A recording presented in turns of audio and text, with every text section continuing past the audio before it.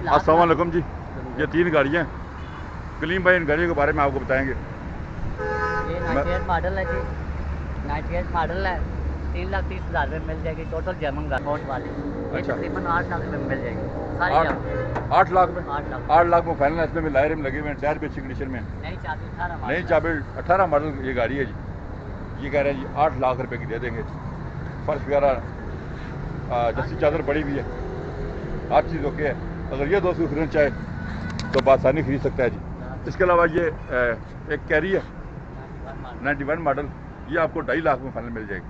इसमें भी अच्छे लाइट लगे हुए हैं और टायर भी बहुत अच्छी कंडीशन में है। ये तीनों गाड़ियाँ आकर ट्राई करें, मैकेनिकल गाड़ियाँ ठीक है। ये 3 गाड़ियाँ फॉर सेल हैं जी। महरान 3,30,000, सुजुकी 8 लाख और बोलान जो है कैरी वो 2.5 लाख में फाइनल है।